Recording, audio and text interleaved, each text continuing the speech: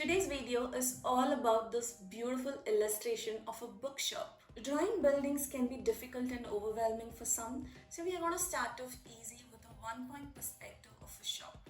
So in today's video, I'm going to show you how you can include some small, really cute details in your artwork so that it has a lot of visual interest and it's at another level. As we go along the painting, we'll see the various points where we can add some interest. Firstly, you can choose a building of your choice, whether you want it to be brick building or something made out of wood. So here I've chosen something simple of wood mainly.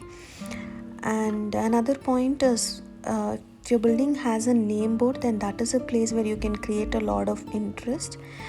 And when you add plants to your building, it creates a much realistic effect. So here I've chosen something like a climber and a creeper that is going entirely over the first floor. You can choose whichever plant that you find interest. When you do your windows and doors also, you can choose a variety of options. So here I'm going for just like wooden paints, and this gives like a old and rustic kind of a look which I really like. Similarly, there are few places where you can choose to have a glass window so that you can show a bit of reflection. So that is what I have done here. The top window, a small segment, I'm choosing it to be like a transparent window.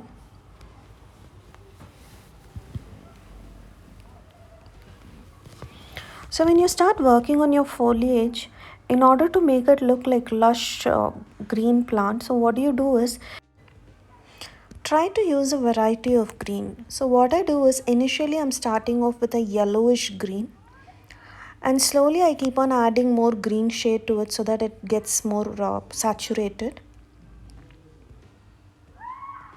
And you can also leave a few white spaces here and there, otherwise it will just look like a big lump of green.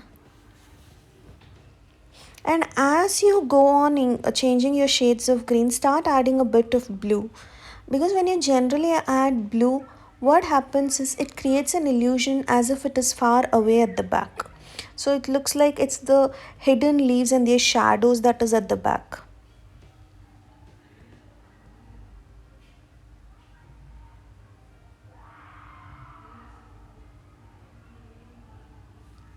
There is no right or wrong way to go about this. You can just go on and go by your interest, what you prefer, how much more you want or how less leaves you want. So I just added a few isolated leaves here and there just for my liking.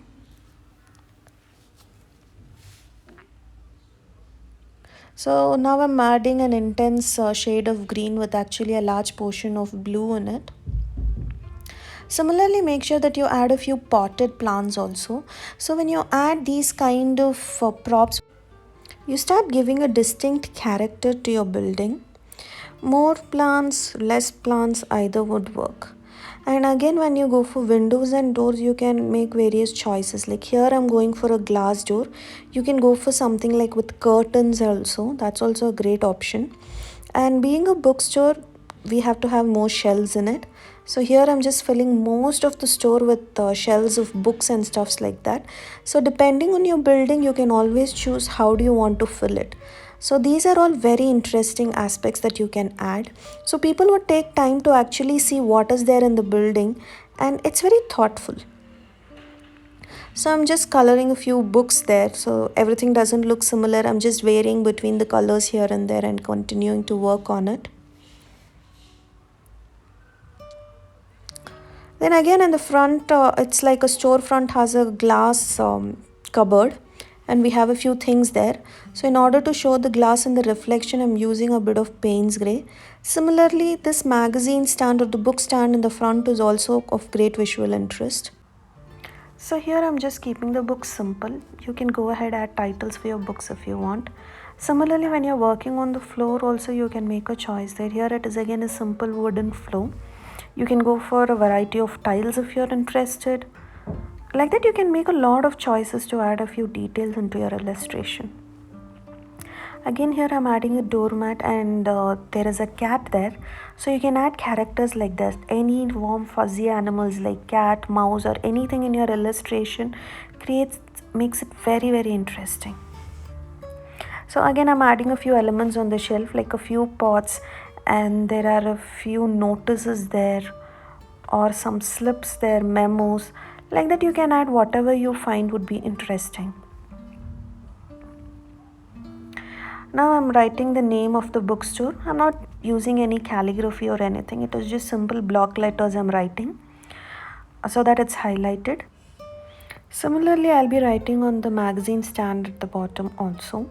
So this is how you work on it. So the secret to make your illustration look great is all in the details. I hope you enjoyed this video, and for more such videos, do subscribe to the channel. Thank you.